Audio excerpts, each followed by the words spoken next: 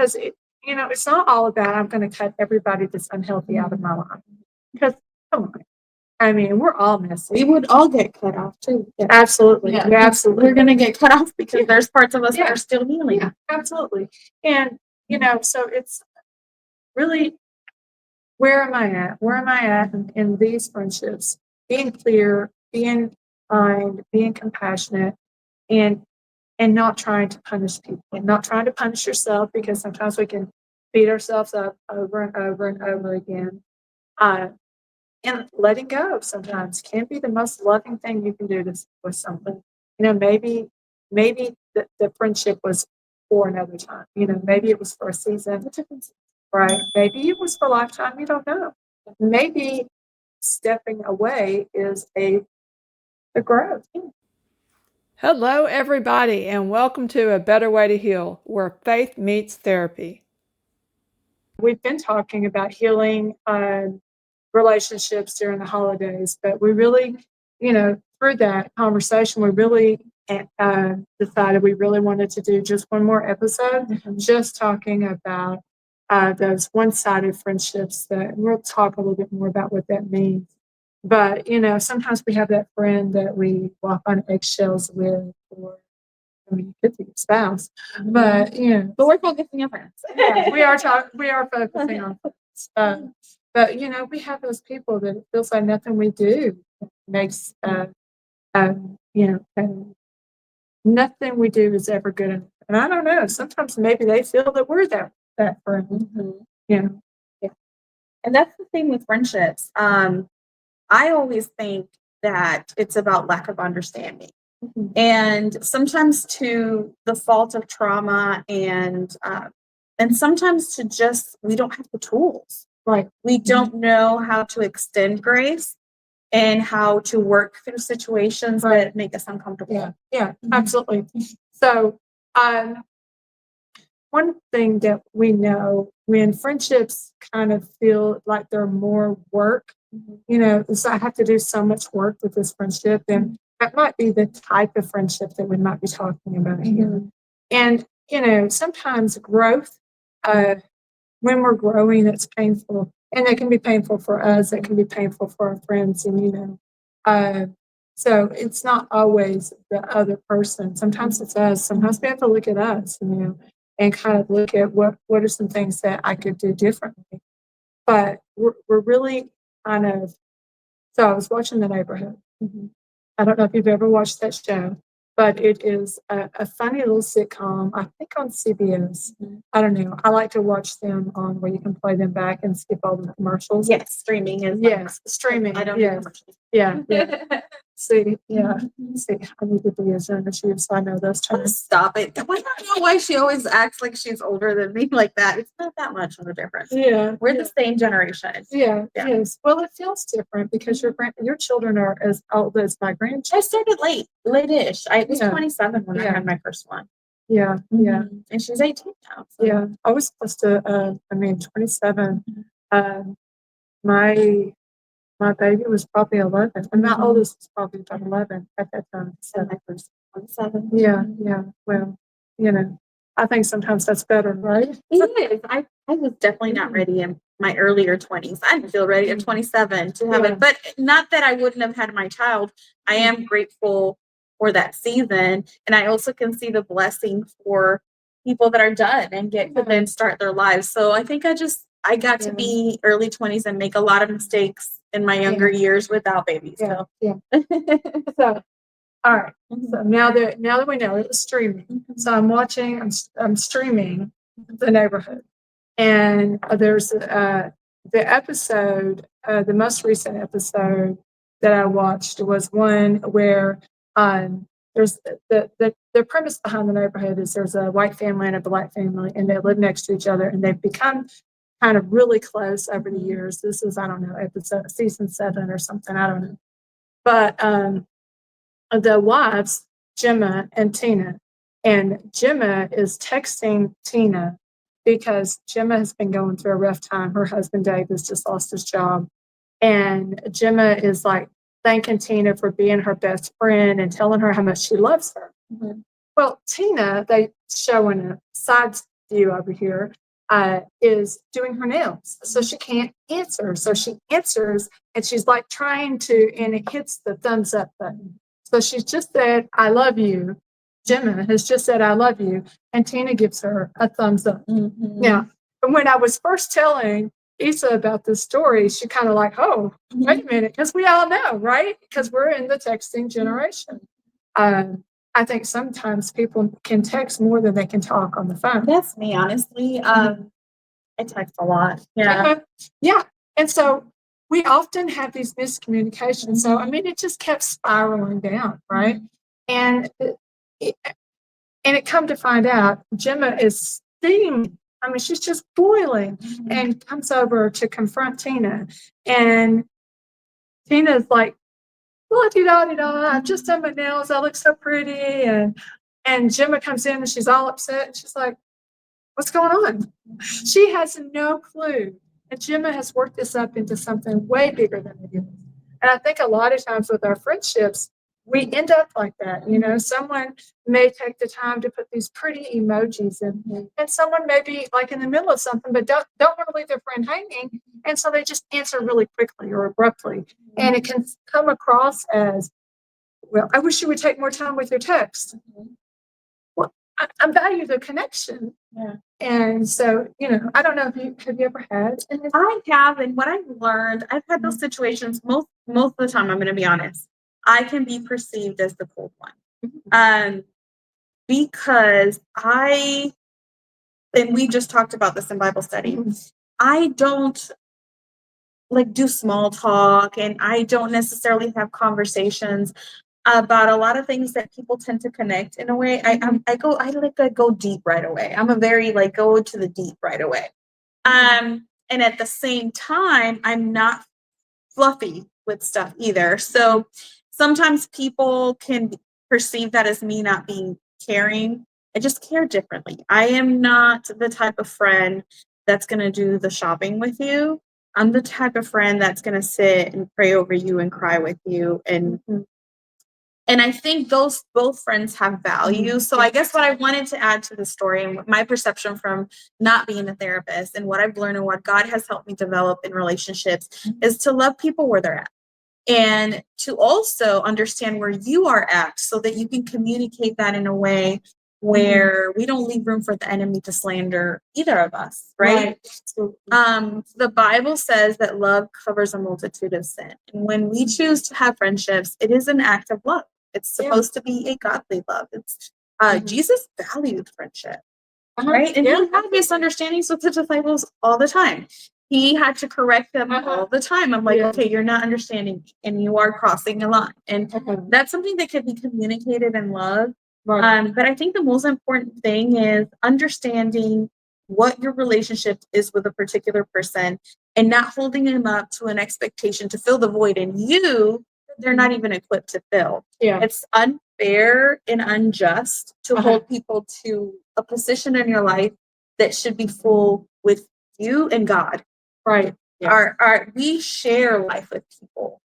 And we're supposed to mean that means we have a whole life that we're sharing, not expect people to kind of fill in all those gaps. And we all do it. This is not a judgment thing that I'm saying. Oh, absolutely. It's what I've learned. Like my husband is my friend, but he's not my everything. And I can't hold him to that. Elly is a friend of mine who I love, but she's not the person that's going to fulfill my whole life. We share something.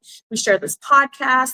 We share love for pottery and art. And that's what we share when we come together. But I'm not mad at her because she doesn't like this other aspect of my life. It's okay. We can share what we have in common and love each other and support each other in what she loves that I don't participate in. Right. Yeah, absolutely. So there's ways to recognize if you're in a one-sided type of relationship with a person, a friend. And one of those ways is the problem is always you. You know, if you're always the problem, reaching out, apologizing, fixing, you're trying to be the one that's always, doing the reaching out and fixing and things like that, then, maybe that's a problem type relationship. Yeah. It's like you're pursuing a connection that's forceful on your part instead of trying to connect in a reality level. I agree. That's one-sided. And again, it's not necessarily always the other person. It could be that we haven't assessed, okay, what am I expecting from this relationship? Yeah. And really letting go of that expectation, being okay, we're not the kind of friends that we thought we were. We can grieve that. We can be like, oh man, I really thought we could be these kind of friends. But that's not where she's at or he's at. So this is the friendship that we do have. How do I make the best of what we do have and make those interactions godly and pleasing to everybody? And that may be that's the friend that you call once a month and say, hey, how are you doing? And there. Right. Yeah. And you only see in special occasions, and you can pray for them and think of them fondly. But the whole pursuit of like constantly, do you want to do this? Do you want to that? And there's no reciprocal. Right. Yeah. And I'm not talking about you were busy today or, something happened or I am. That's not what I'm saying. I think sometimes people jump the gun. Oh, and we have lives that are separate from other people. And when, especially like me, I have younger children. And sometimes that takes a lot of my time away from being able to do what other women my age can do because they have grown children. Yeah. So I shouldn't have to sacrifice that because that's the season that I'm in. And I can choose which friendships deserve my energy. And that's just a fact. Right. It does, and we can respect that because that's the season that it's Right. not. Yeah. Absolutely. Absolutely. I can't remember the last time, but if it doesn't have to do with pottery or the work stuff that I do, and I say I call this work loosely because this is my passion. But if it doesn't have something to do with the two of those, I don't go out much. Yeah. And I don't pursue that type of relationship because I'm going to fall. It's just not where I am in life right now. And I think sometimes we get those friendships that maybe want more from us than we're able to give at the time. Or maybe we want more from a friendship and they're able to give it at the time. So really kind of gauging, and not making it all about you winning at the end of the day, not making it all about you. It shouldn't always be one-sided. If you're the one that's always apologizing for misunderstandings, then maybe there's a problem. Yeah. I don't know. Just something to look at. These are just ways of recognizing. Another one is, do you feel anxious or small or unseen after you've had or already stressed when you know you're going to meet with this person? Yeah. Sometimes you feel empty after a conversation. And again, I feel like I need to make a distinction because sometimes we're in places where we're struggling with our friends and having a season of misunderstanding and struggle. And then we start saying, yeah. I want to be fair and say sometimes we leave engagement with our friends drained because it was intense. We were discussing something emotional, whether it was individually, personally, or with that person. Of course, you're going to be exhausted and worn out. That shouldn't define the friendship. This is more a conversation of every time I sit with this person, I feel like the life has been sucked out of me. Yeah. No matter, even if we're just talking about mundane things, there's something about their energy and the way that they approach conversation that really leaves me empty. Right? Is that what we're talking about? Yeah, absolutely. Absolutely. And, the feeling unseen, sometimes we'll have those conversations with someone and then later on they'll tell you said something or you think that they've said something and it wasn't at all what the other person said. And it's because sometimes we don't seek to hear or understand what the other person is saying. So communication is so important in any kind of friendship. And I think sometimes we come into it with our own set of hurts and our own set of preconceptions. And we can take things out of context that someone says because we weren't really listening. We're operating from a wound. And the example that you gave was a great example. For instance, a healthy way to approach that situation be like, okay, acknowledge that it hurt me. Oh, this made me feel like I was so vulnerable. And tell the person, you probably didn't mean that. I'm just checking with you, giving the other opportunity, giving the grace and the opportunity to other people to explain themselves. Yeah. And even if they meant to say thumbs up, maybe it's something that this vulnerability happens. I didn't know what to do with that. I've never been told I love you. You'd be surprised. Uh-huh. You're assuming, because we come at it with our own filters and our Right. own perception, and we assume that's how other people view the same situation. Yeah. And it's a different perspective. They could be, I did not know how to even respond, so I did a thumbs up to acknowledge it, but I didn't. Or it could be fat thumbs and I hit the wrong emoji. Right. Yeah. But that will never happen if I let the enemy slander. And from the beginning, I'm offended and do not allow myself to be, okay, this hurt me. So this feeling is real, but I don't have to automatically assume it was intentional. Absolutely. And that's where maturity and growth and therapy and all these things come together to help you. And I don't, I'm not so grown that I don't have growth in this area. Just, I'm just putting that out there. We all have growth. Ethan has growth.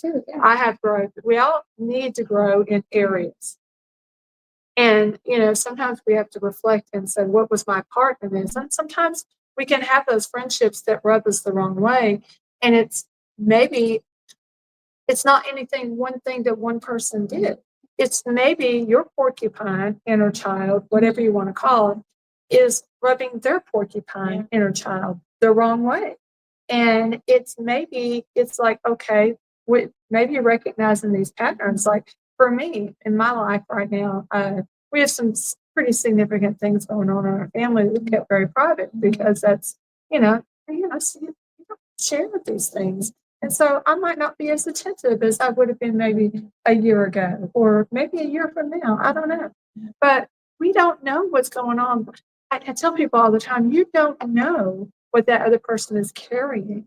So we really have to just pause. And, I have friendships in my life, like you, I can come to you and I can talk to you. And I always leave feeling, better than when I kind of came into that space.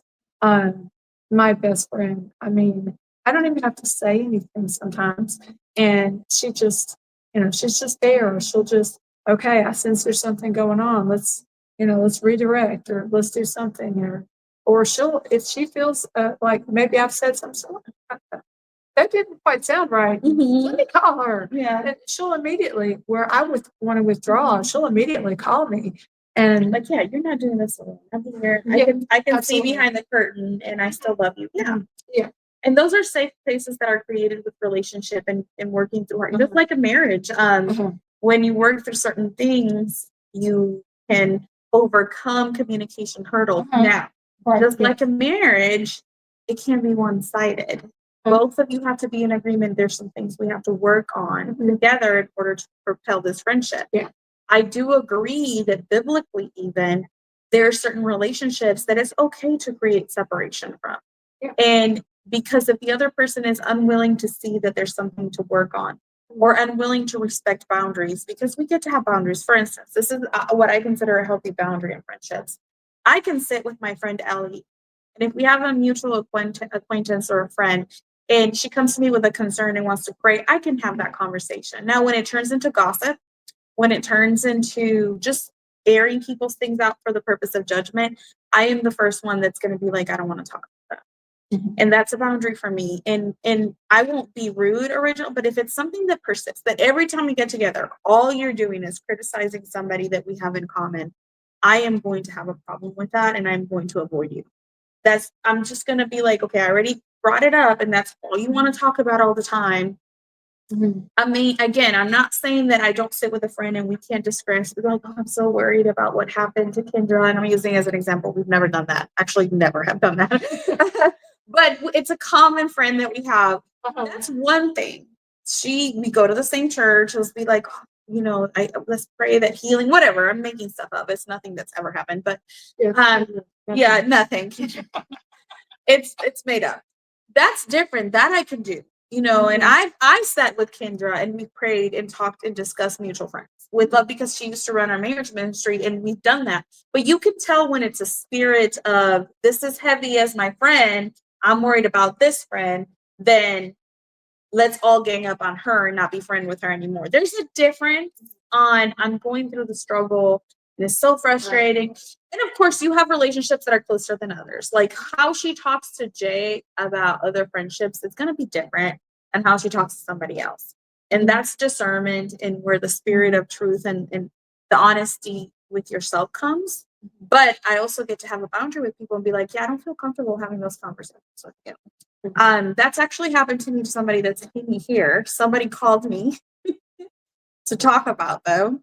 And I've seen this. Let's pray about this. I'm concerned about this. That's one thing.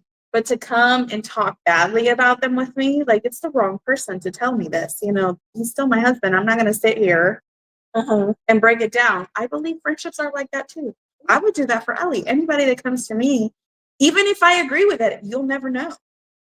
Because if it's malicious and not to the intent of let's go talk to her and see if we can help her through this, because I've seen her come drunk to church 3 times, you know. But if you're just talking to me so that I find out she's getting drunk and you have no intention of, you're gonna have to go somewhere for that. Yeah. So I think this is where we really have to. Elly didn't come drunk to church. Yeah. You can edit this. I'm using the weirdest examples. That never happened. So he didn't. It was a hypothetical. I sit right about the pastor. So if I ever did come drunk, they would probably know. So I'm a happy drunk. I don't know. It's been a long. Edit all that. I was like, I don't know. My husband keeps the funniest things. My husband's the editor, so whatever makes it out there, y'all pray for me. Yeah, it didn't happen. I'm just saying. Yeah. So bringing it back, Proverbs 4:23 talks about guarding our heart. Above all else, we're supposed to guard our heart. So, I mean, God was the first person to put us in boundaries. I mean, Adam and Eve had boundaries. Everyone has boundaries, and sometimes we don't understand that. You know, but living at peace with everyone. These kind of things, we hear something like that in Romans 12:18, live at peace with everyone. And we think that means, I have to be a people pleaser and I have to make everyone happy. And that's not what that means. That's not at all what that means. Living at peace is different than being what one might call a people pleaser. People pleasers are, that tends to be a trauma response because I've been through things. I'm not okay unless everyone else is okay. And so they're not really taking care of themselves. And if that's what's going on, if you're trying to make everyone else okay, then there's some growth areas in you, some security. A lot of times that's from a very anxious attachment style. I'm not okay unless, unless you're super close, and they're the kind of people that they love everybody, but they will hold on to the dove, and break its back, not meaning to, because they're holding on so tight. And all of their validation comes from those external moods. So, for instance, there are people that you sometimes can't feel comfortable around because any kind of complaint or real emotion that you're having will cause them to take it personal. And it's not even about them. And it's something we have to pray about. It's something that they have to be willing to work it out and listen to it. And for example, if I'm at your house and I just so happen to say I'm cold, and you have an anxious attachment, you're going to feel criticized and think, oh, did I not keep it warm enough? And it becomes, I just happen to be cold. Like I just said it out loud. And of course we have to be mindful, but that's that eggshell walking. And you're like, all of a sudden that person is just all over the place trying to warm you up. But it's not from a place of, oh man, you're cold. It's from a place, I'm not good enough and I need to make it good enough. And then every word you say somehow becomes a criticism on them. And that's exhausting. That is very exhausting. Yeah, it really is. It really is. So, there is a better way. We talked about, there is a better way. And, one of the things that you can do is really kind of notice what's happening inside of you when you're around certain people. Is it that anxiety? Are you struggling with that? Do you feel the need to apologize for some wrong that you did, which you might need to? Or it might be literally, I send a thumbs up versus a heart. Yes. And does that really require an apology? I mean, maybe, but to what level, to what extent of an apology do we need to give for something like that? Correct. Yeah, because maybe so it could be easily flipped on you. I think when you think of the Bible, how you judge will be judged. To me, that would be if I come at you hot because I sent an I love you and you sent a thumbs up. Did you send me I love you because you really loved me, or because you wanted to get something back for yourself? So I can flip it easily. Like, okay, so do you love me, or do you only love me if I say I love you back in the way that you want me to, with the hearts that you want me to? So is it a real, genuine thing, or do you need me to be in that position? And there's nothing wrong with that, but that creates conversation and clarity. That person may not even see that's what they're projecting. Right. And they might be like, oh, no, I love you. Then it doesn't matter what I respond. If you're feeling it, if you're aware, what does it matter? Exactly. If I respond, if the ways in and how I respond to what you're sharing as your emotion, then that's a lot to put on a person and yourself. Absolutely. Are you really feeling that way or not? Yeah, absolutely. So, the next thing is really naming the pattern. Really, is do you have with the friend or whatever? Are you able to be honest, or does it feel like harsh? Does it feel like attacking? And can I have an open and honest conversation? Like you said, when I showed up today and you weren't here, we were supposed to be here at 1:30, and I was here at 1:35, and you still weren't here. Yeah, it really hurt my feelings. And like, man, I really needed some food, and I thought I'd be back in time, and there was a line. And, was it? Can we have an honest conversation, or does it come across as you really hurt my feelings? And it's like, I'm about tired of listening.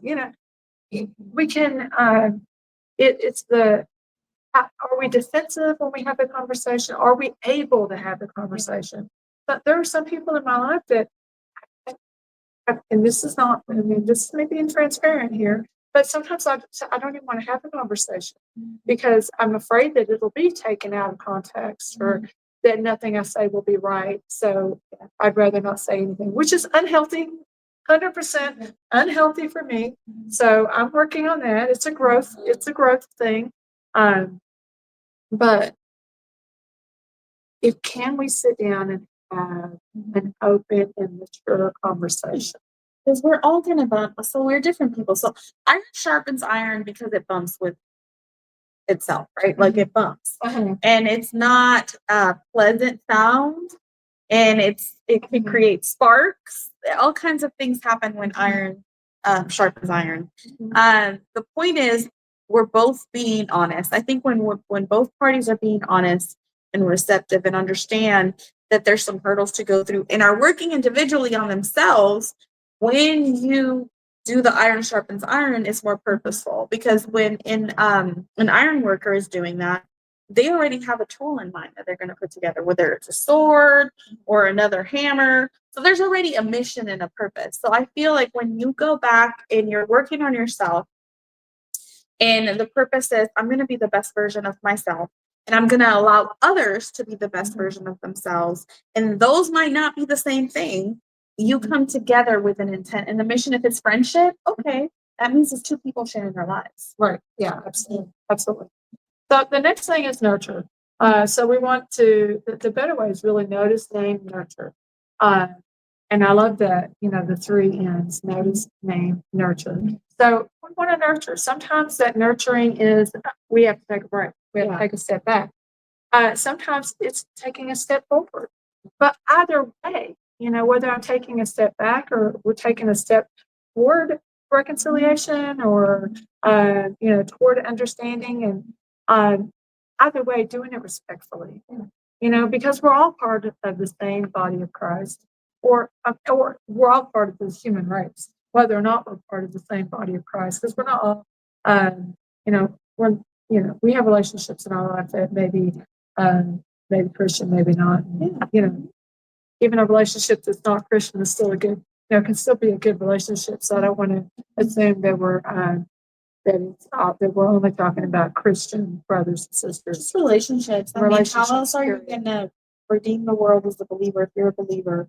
You're not talking to people that aren't. Like all else to a Yeah. Yeah. That's what Jesus So- did. They went to everybody. They weren't saved until they were. Right, exactly. So, just really deciding, being prayerful, being kind, being considerate, being compassionate. And, maybe instead of a text back, maybe it's a phone call.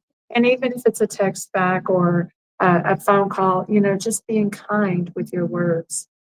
Yeah. Especially if you already know. So, for instance, if you've already had a conversation with somebody, like when you just respond K with a thumbs up, it just makes me feel unheard. That's a friend that I want to honor. It might be okay when I do it to Erica because we're very similar. We just right to the point we're done. But I might have a friend that just needs a little bit more from me. I can take and meet her where they're at because there was a conversation. And now that there's an understanding that if I forget or I'm quick one time, just take the grace to understand that it's not on purpose. Right. It's kind of like a give and take. With Mhm. this friend, I'm going to take a little extra time. Yeah. She needs that. Yeah. Yeah. But of course, because I know that, maybe we might spend a little less time together because the demands of your time remove certain things. But know that when I'm with you, I'm going to be intentional. Yeah. Yeah. And I'm going to do what we talked about. But obviously, it's a give and take. Yeah, absolutely.